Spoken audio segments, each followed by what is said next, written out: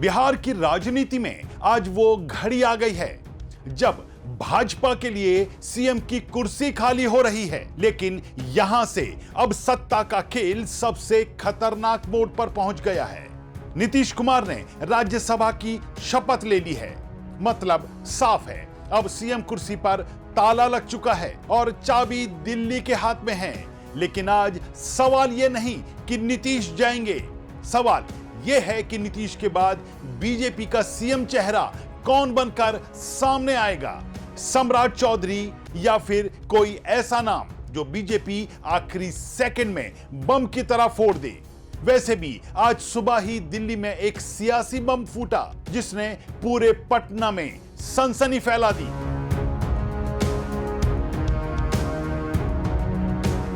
हरिवंश नारायण सिंह को जेडीयू ने नहीं भेजा, लेकिन मोदी सरकार ने राष्ट्रपति के जरिए राज्यसभा में वापस भेज दिया है। अब समझिए, ये सिर्फ एक मनोनयन नहीं, ये बिहार की सत्ता का रिमोट कंट्रोल दिल्ली में ऑन होने का संकेत है। तो सवाल सीधा है, क्या सम्राट चौधरी मुख्यमंत्री बनेंगे या फिर बिहार में कोई बड़ा खेला अभी भाजपा की ओर से अब बाकी है? आज मुद्दा गर्म है में हम पूरी क्रोनोलॉजी खोलेंगे। नमस्कार, आप देख रहे हैं वाईबीएन बिहार झारखंड और मैं हूं दीपक गौड़ और आप देख रहे हैं अपना पसंदीदा शो मुद्दा गर्म है। बिहार की राजनीति में कई सालों से एक ही कुर्सी, एक ही चेहरा, नीतीश कुमार। लेकिन अब बिहार की राजनीति एक नए मोड़ पर नजर आ रही है। नीतीश कुमार ने आज राज्यसभा सांसद के रूप में शपथ ले ली है। अब खबरें हैं कि पटना लौटते ही वे मुख्यमंत्री पद से इस्तीफा दे सकते हैं और इसके साथ ही बिहार में सत्ता परिवर्तन की वो घड़ी आ गई है जिसका इंतजार बीजेपी 2 दशकों से कर रही थी और जिसकी आशंका जेडीयू भी कर रही थी। क्योंकि अब सवाल सिर्फ चेहरा बदलने का नहीं, अब सवाल बिहार की सत्ता के कंट्रोल रूम का है। तो हमारी इस रिपोर्ट को अंत तक जरूर देखिएगा, क्योंकि बिहार में फैसला हमेशा वही होता है जो सबसे आखिरी मिनट में चौंकाता है। आज का मुद्दा बिल्कुल साफ है। जब सम्राट चौधरी सबसे मजबूत दावेदार हैं, तो बीजेपी अब तक नाम घोषित क्यों नहीं कर पा रही है? यही वो सवाल है जो पटना से दिल्ली तक हर पॉलिटिकल कॉरिडोर में गर्मी के साथ बना हुआ है। तो मुद्दा गर्म है कि आज के इस एपिसोड में हम बताएंगे कि नीतीश कुमार के एग्जिट के बाद बीजेपी को सीएम बनाने में आखिर किस बात का डर लग रहा है। हम बताएंगे कि सम्राट चौधरी का कास्ट कार्ड कितना बड़ा हथियार है। आज की इस रिपोर्ट में हम चर्चा करेंगे कि ईबीसी की नाराजगी बीजेपी को कैसे नुकसान दे सकती है। हम बात करेंगे अचानक बिहार में साउंड पॉलिटिक्स क्यों एक्टिव हो गई है। हम बताएंगे कि जेडीयू का hidden agenda control without chair क्या है और हरिवंश नारायण सिंह के नॉमिनेशन का बिहार सीएम से क्या कनेक्शन है। मुद्दा गर्म है में हम आगे बढ़ें इससे पहले अगर आपने अभी तक हमारे चैनल को सब्सक्राइब नहीं किया तो अभी कर लें और बेल आइकन का बटन दबाना ना भूलें। तो चलिए लौटते हैं अपनी रिपोर्ट पर। बिहार में मुख्यमंत्री की कुर्सी जो लंबे समय से नीतीश कुमार के इर्द गिर्द घूमती रही, अब खाली होने वाली है और यह सिर्फ एक इस्तीफा नहीं होगा, यह बिहार की राजनीति का सबसे बड़ा ट्रांसफर होगा। नीतीश कुमार ने राज्यसभा में सांसद के रूप में शपथ ले ली है। अब माना जा रहा है कि वे पटना लौटकर मुख्यमंत्री पद छोड़ देंगे, यानी बिहार में सत्ता परिवर्तन की प्रक्रिया शुरू हो चुकी है। लेकिन बिहार की राजनीति में जो दिखता है वो हमेशा सच नहीं होता, क्योंकि बिहार में टाइम टेबल कम और ट्विस्ट ज्यादा चलते हैं। तो मैं आपसे पहला सवाल पूछता हूं कि क्या आपको लगता है कि बिहार में सत्ता परिवर्तन या सत्ता का ट्रांसफर शांति से हो जाएगा या फिर आखिरी समय में कोई बड़ा राजनीतिक झटका आएगा? कमेंट में अपनी बात जरूर बताइएगा। बहरहाल आज बिहार में सीएम पद के लिए सबसे ज्यादा चर्चाएं जिस नाम की हैं वो है सम्राट चौधरी। वर्तमान में वो डिप्टी सीएम है और सरकार में गृह मंत्रालय जैसे महत्वपूर्ण विभाग को भी संभाल रहे हैं। भाजपा के भीतर उनकी पकड़ मजबूत मानी जाती है और सबसे अहम बात, वे आते हैं कोयरी समुदाय से।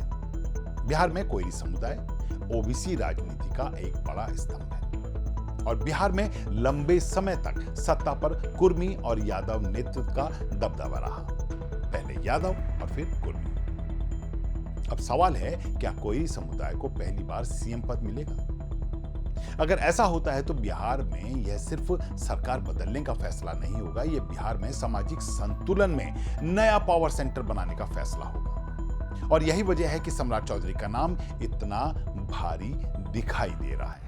लेकिन सवाल खड़ा हो रहा है कि अगर सम्राट चौधरी इतने मजबूत हैं तो फिर बीजेपी अब तक नाम घोषित क्यों नहीं कर पा रही है? और यही है असली रहस्य, यही है असली मुद्दागर। और इसका जवाब छिपा है बिहार के सबसे खतरनाक हथियार में, यानी कास्ट अर्थमेटिक में। अब यहां कहानी में आता है ईबीसी फैक्टर।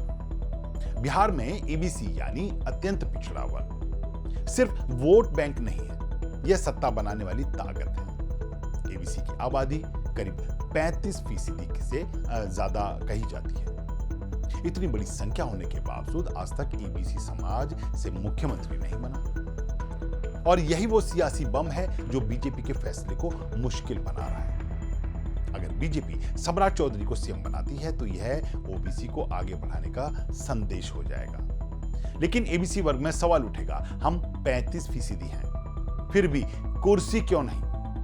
और बिहार की राजनीति में जब क्यों उठता है तो सरकारें गिर भी जाती हैं। और यही सबसे बड़ा कारण है कि बीजेपी इन दिनों एक एक कदम फूक फूक कर रख रही है। और हम यहां पूछते हैं अपने दर्शकों से एक दूसरा सवाल, क्या बिहार में ईबीसी को सीएम चेहरा मिलना चाहिए या फिर बीजेपी सम्राट चौधरी को ही आगे बढ़ाए? कमेंट में अपनी राय जरूर लिखिएगा। अब बिहार की सियासत को ही अच्छे से समझें। सिर्फ ओबीसी और ईबीसी ही नहीं, इस बार सवर्ण राजनीति भी पूरी तरह सक्रिय नजर आ रही है। पिछले 36 सालों से बिहार में मुख्यमंत्री पद पर ओबीसी नेताओं का दबदबा रहा है और सवर्ण समाज में यह भावना लगातार बढ़ रही है। अब हमारी बारी कब? बीजेपी ने पहले ही सवर्ण समाज को एक बड़ा संकेत दे दिया। अब सवर्ण जाति से आने वाले नेता को डिप्टी सीएम बनाया गया और इससे उम्मीदें बढ़ गईं। अब सवर्ण समाज के भीतर चर्चा है कि डिप्टी सीएम बन सकता है तो सीएम क्यों नहीं? यानी बीजेपी के सामने अब 3 तरफा दबाव है, ओबीसी, ईबीसी और सवर्ण। और बिहार में 3 तरफ का दबाव मतलब एक फैसला और 2 नाराज। यही वजह है कि बीजेपी अभी नाम घोषित नहीं कर रही, क्योंकि बिहार में अगर नाम पहले घोषित हो गया तो जातीय समीकरण तुरंत सड़क पर आ जाएंगे। और बीजेपी जानती है कि बिहार में माहौल बिगड़ा तो विपक्ष को हथियार मिल जाएगा। इसलिए संभावना यह है कि बीजेपी वही करेगी जो मोदी शाह मॉडल की पहचान है, यानी लास्ट मिनट वाला मास्टर स्ट्रोक, यानी घोषणा होगी और उसके तुरंत बाद शपथ ग्रहण भी, ताकि विरोध का समय ही ना मिले। और ऐसे में यहां अब जेडीयू की भूमिका सबसे अहम हो जाती है। जेडीयू का डर बिल्कुल साफ है, अगर बीजेपी का सीएम बन गया तो जेडीयू धीरे धीरे खत्म हो जाएगी। इसलिए जेडीयू चाहती है कि सत्ता ट्रांसफर में भी कंट्रोल उनके पास रहे। यही कारण है कि जेडीयू के भीतर निशांत कुमार को लेकर आवाजें उठ रही हैं। मतलब कुर्सी बीजेपी की हो लेकिन संचालन जेडीयू के पुराने सिस्टम के हाथ में हो। और यही बात बीजेपी को मंजूर भी नहीं है। बीजेपी चाहती है कि अब बिहार में सरकार चले तो पूरा कंट्रोल उसी के हाथ में हो। यानी ये लड़ाई सिर्फ सीएम चेहरे की नहीं, ये लड़ाई किसके कब्जे में सत्ता रहेगी उसकी होने जा रही है। इस बीच विपक्ष और उसमें भी खासकर आरजेडी पूरे घटनाक्रम पर नजर रखे हुए। आरजेडी की रणनीति है बीजेपी के अंदर जातीय खींचतान को हवा देना, और सम्राट चौधरी को लेकर आरोप लगाया इसी रणनीति के मद्देनजर कि वे उसी राजनीतिक स्कूल से निकले हैं जिसे बीजेपी हमेशा निशाना बनाती रही है। मतलब साफ है, सम्राट को आगे बढ़ाओ और उनकी छवि पर सवाल उठाकर बीजेपी को घेरो। और यहां एक और सवाल आप लोगों के लिए, क्या विपक्ष इस बदलाव का फायदा उठा पाएगा या बीजेपी एक बार फिर सियासी शतरंज जीत जाएगी? कमेंट में राय देकर जरूर बताइएगा। अब कहानी का सबसे बड़ा ट्विस्ट, हरिवंश नारायण सिंह, राज्यसभा के पूर्व उपसभापति। इस बार जेडीयू ने उन्हें राज्यसभा के लिए नामित नहीं किया, लेकिन अचानक राष्ट्रपति द्रौपदी मुर्मू ने उन्हें मनोनीत कर दिया। गृह मंत्रालय की ओर से प्रकाशित गैजेट में साफ लिखा है और उनका कार्यकाल 2032 तक रहेगा। अब सवाल उठता है, जब जेडीयू ने नहीं भेजा तो दिल्ली ने क्यों भेजा? यह फैसला साधारण नहीं है। यह फैसला संकेत देता है कि दिल्ली अब जेडीयू को सिर्फ साथी नहीं मान रही, दिल्ली अब जेडीयू को मैनेज कर रही है। और यह मैनेजमेंट बिहार के मुख्यमंत्री के फैसले से जुड़ा है। हरिवंश को मनोनीत करना एक संदेश है कि बिहार में निर्णय अब पटना से कम और दिल्ली से ज्यादा होंगे। तो अब पूरी कहानी का सार समझिए। सम्राट चौधरी सबसे मजबूत दावेदार है, लेकिन बीजेपी को डर है अगर सम्राट सीएम बने तो ईबीसी नाराज हो जाएगी। अगर ईबीसी चेहरा बने तो ओबीसी में असंतोष नजर आएगा।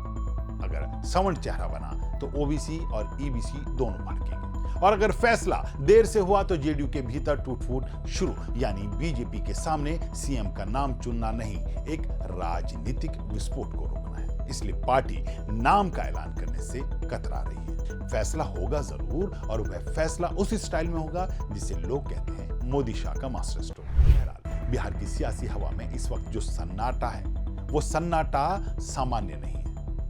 यह वही सन्नाटा है जो तूफान से पहले आता है। नीतीश कुमार राज्यसभा जा चुके हैं, कुर्सी खाली ही होने वाली है और पटना में सत्ता की नई पटकथा लिखी जा रही है। अब देखना यह है क्या सम्राट चौधरी मुख्यमंत्री बनेंगे या भाजपा कोई नया नाम उछालेगी। क्या ईबीसी को कोई बड़ा चेहरा मिलेगा या सवर्ण समाज को कोई बड़ा संदेश? और सबसे बड़ा सवाल, क्या बिहार में सरकार बनेगी या बिहार में घमासान पहले शुरू होगा? आज मुद्दा गरमे के इस एपिसोड में इतना ही। एक बार फिर मिलेंगे एक नई रिपोर्ट के साथ। तब तक के लिए दीजिए इजाजत। नमस्कार।